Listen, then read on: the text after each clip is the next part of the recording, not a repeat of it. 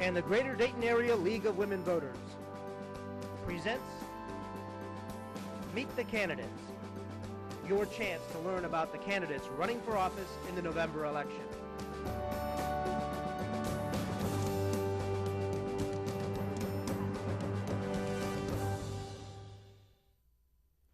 Hello, I'm Patty Skilpin with the League of Women Voters. We're talking to some of the candidates for the Riverside Council. There's actually 8 candidates running for this. 3 of them are here with us tonight. The others are not. We're going to start by letting each candidate give a little introduction to themselves, tell us who you are, why you're running, whatever it is that you want to tell us. We will start with you, Mike. What would you like to say? You have 2 minutes. I've been a resident of Riverside for over 30 years. I've been involved with the Riverside JCs for over 30 years. I work at Wright-Patterson Air Force Base as a project manager. I believe in planning your work and working your plan. I was involved heavily in the conditions of merger when Riverside, the village of Riverside and Mad River Township merged. I was on the conditions of merger committee for that, and I have been involved in the Parks and Rec Commission for many years, and for the last 4 years I have been on City Council, and I would appreciate to be able to go back and be on City Council for another 4 years. Thank you. We have another Mike. This is Mike Smith. Would you like to tell us a little bit about yourself? Well, thank you. Hello, I am Michael Smith. I presently serve on Riverside City Council. I represent the city in many ways. I sit on the board of the Miami Valley Regional Planning Commission, the local first-tier suburbs committee, and I represent our city on a national level as a member of the National League of Cities First-Tier Suburbs Steering Committee. I have served as deputy mayor for 3 years. I have served on the Riverside Planning Commission, the Board of Zoning Appeals, the Riverside Festival Committee, and the Mad River Township Fire Department. I am married with 5 adult children, 5 grandchildren. I've been a licensed realtor for 35 years, selling real estate and properties here in the Miami Valley area. I'd like to continue my service to the citizens of Riverside.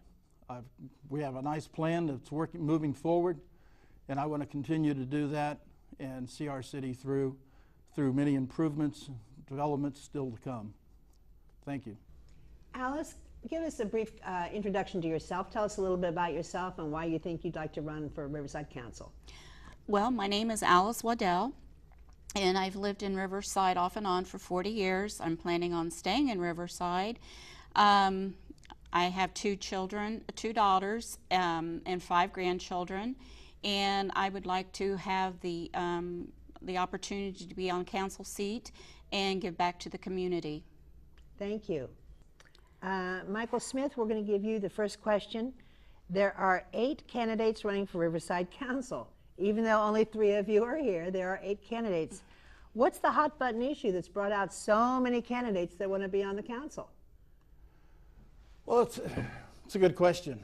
I think people have just coming to the call of wanting to serve their community, being a part of the community, and just being involved. We have a tremendous success in our residents coming forward and filling our boards and commissions. They're very active in our festival committee. We have twice a year we have a bike rodeo where we put the kids through various riding exercises, and we give them helmets. And we have a lot of participation from the public that come out and just want to be a part of that. So it's not a surprise to see that the residents of the city want to become involved in our city and just be a part of it. So we're happy for the enthusiasm and the excitement of these residents, and I wish them the best of luck. Alice, there are 8 candidates running for Riverside Council. Is there something big going on in Riverside that we have so many candidates running for this office? Anything that you're aware of? Not that I'm not sure.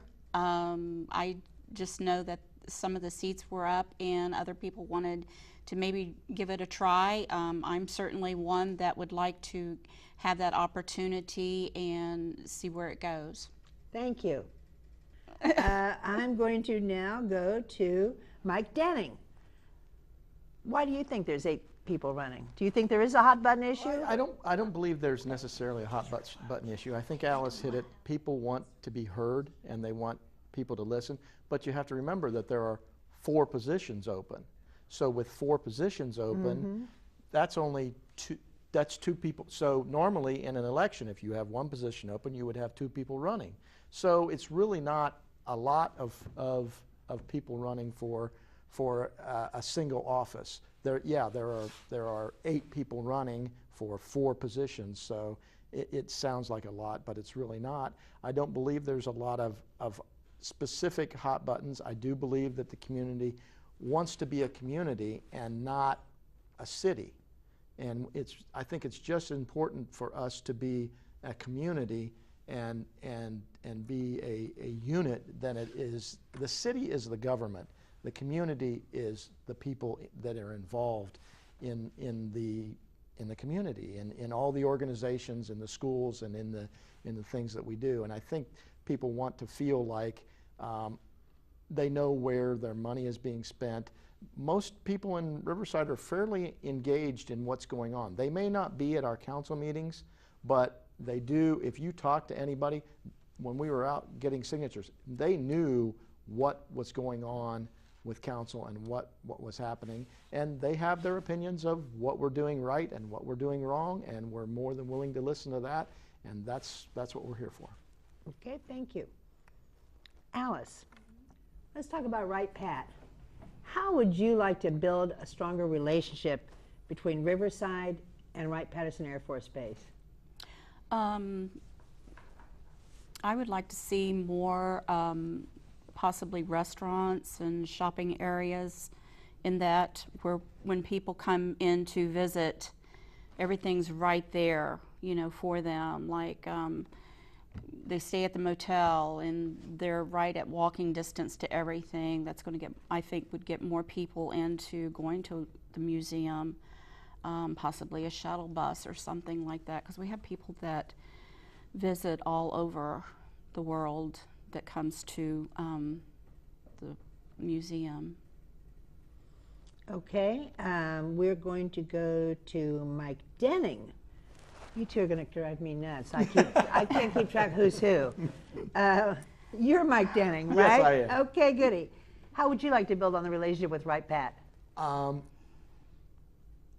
We are building a relationship with Right Pat. We already work with them with the tattoo, and I think we need to build on that.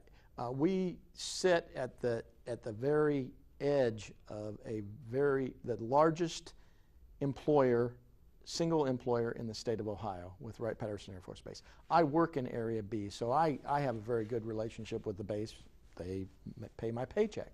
But we as a community need to embrace and be more involved with some of the leadership of the base and let them know that we're here for them.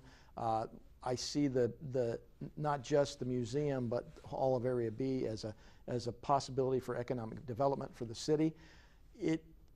We need to find out what they need, and then we need to help make it happen right outside the gate, because they don't have any more room inside, and building buildings in there takes 5 years. We're building a building outside. If we can do something to help them, where they have a long-term lease or whatever, we help get people together.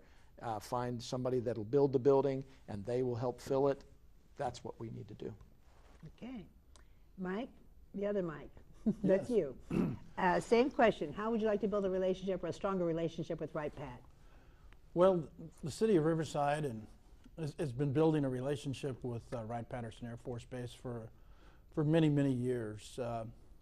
As you know, our city is a bedroom community, and we have a lot of retirees from Wright-Patterson that live in our community.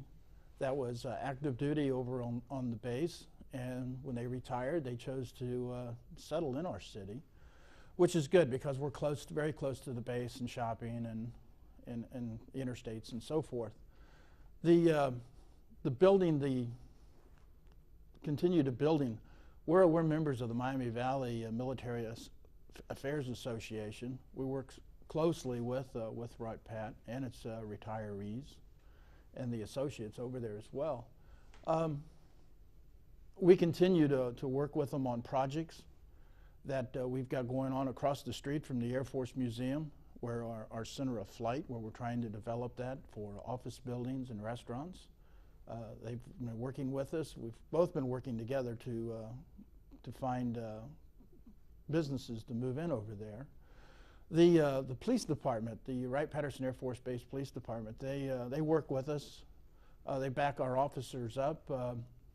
If there's a serious call that's in close proximity to their lines there with the prairies, used to be called Page Manor, and they help us out with traffic accidents as well along Springfield Street, Woodman Drive, Airway Road, which is a really big help. The fire department with Wright-Patterson, we work with them, and they run automatically sometimes on serious fire calls with our fire department, and we do the same for them.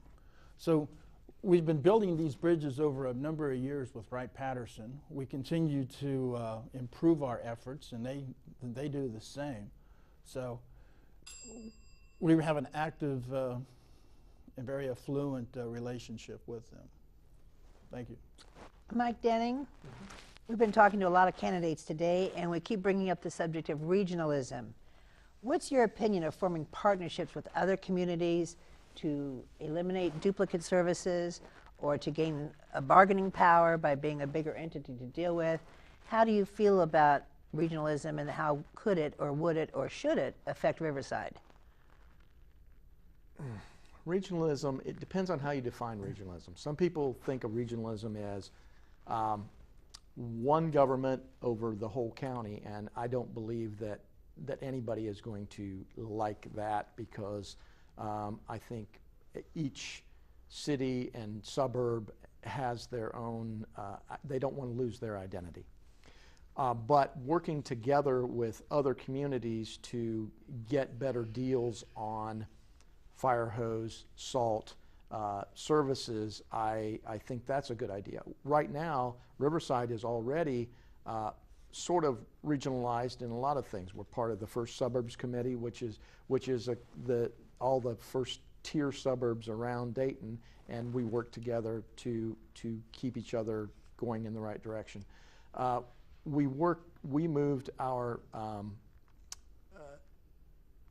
police and fire dispatch. We are doing that with Huber Heights, which is saving us a huge amount of money each year by going to that dispatch center rather than the county dispatch center. The county dispatch center ended up being more costly than it was advertised to be. So we are already doing some regionalism type things. I think that the Miami Valley Regional Planning Commission is a very good idea, because then when Huber does their road, we can do our street at the same time, so that whole section gets done. And that's kind of what the Miami Valley Regional Planning Commission does for people, is make sure we're all going in the right direction at the same time. Mike Smith, tell us your thoughts on the same subject, same question. Well, regionalism, we see it working very well out west. And that's where you've got mountainous communities button up against densely populated communities, and they share in the same services, fire and police service, because it would be too costly for these little communities to afford those services on their own. So they merge in with another community that would provide that service. That's a form of regionalism, and that's where that's kind of started, is out west. The city of Riverside currently participates in a form of regionalism by participating in bulk sales as far as vehicles, police cars, fire trucks, ambulances, dump trucks, and so forth. When we have what we call a state bid, the state puts a bid out for these vehicles, and we can kind of jump on the bandwagon, sort of say, and get these vehicles at a reduced price. The same thing goes when it's time for us to buy an ambulance. If there's another community that has ordered an ambulance, and a couple other communities have come on board and ordered the same ambulance, we can do the same as well. The only difference is we add our amenities that we would like to have on our ambulance, maybe a little different than theirs, and it's no different than getting a car with different amenities. It's very, very similar to that. Our service department shares in costly equipment. So there may be a truck or a piece of equipment that we have that Huber Heights may need, or Beaver Creek, and we will share that with them. And in turn, when we need something of theirs, they will let us use theirs as well, which saves our city money because we don't have to go out and rent it. We don't have to go out and buy it. Saves our money. Our police and fire departments have automatic mutual aid response. Kind of talked about that earlier. So on serious calls, they automatically run. If the police need them, they call and they're there for us. It's another form of regionalism. Our department heads and boards and commissions meet often with other cities to discuss projects and ideas on how to improve our communities. So these are all forms of regionalism. Thank you. Alice, it's your turn. How do you feel about regionalism? Do you think it's a good thing or a bad thing, or should we embrace it? It's a good thing for Riverside to work with the other cities and get ideals and bring in corporations and things like that. Okay, so it sounds like everybody sees some value in regionalism. We're going to start, I'm going to give you each a couple minutes to kind of wind up here. And we're going to start with you, Mike Smith. You've got 2 minutes to tell the voters whatever you want to tell them. Well, thank you. I'd like to continue my service to the residents of the city of Riverside. I've been involved with the city since 1974 is when I joined the fire department, and later became involved in the boards and the festival committee, and then was elected to council. I'm very fortunate and very proud to have served my community, and I wish to continue to do so. We have a lot of things in the works right now, the city does, to move our city forward, and I would like to continue to be a part of that. Right now we're trying to improve our infrastructure, which is our roadways. As you may notice, we've improved the intersection there of Harshman and Valley, and we have more work to do over there along from State Route 4 all the way up to the old Meyer store. We're going to repave that section of Harshman Road, or some may know it as Needmore. And Burkhart Road as well, from the city of Dayton line all the way to the Greene County line. We're going to improve that. And that's just the beginning. We hope to do more roadways in the years to come. And we have bridges to repair. We're in the process of getting bids together to repair the bridge on Fairfax in the what we call the Byesville Plat, Floral Plat, I believe it's called. So we've got a lot of things in the works. We recently purchased a couple of office buildings there on Springfield Street. We have great ideas for those, and so far they've been working out very well, and we would like to see that grow. And eventually those buildings will be sold off, and the revenue from those will go into our general fund, which will help our city continue to grow even more. We have some ideas with the Center of Flight, where we want to get that up and running. And this has been a long-term project, but I think finally the city is coming to a situation where we're going to be able to put something in there real soon. Thank you. Thank you for your vote of confidence in me in the years past, and I wish to continue. Thank you. Alice, what would you like the voters to know about you?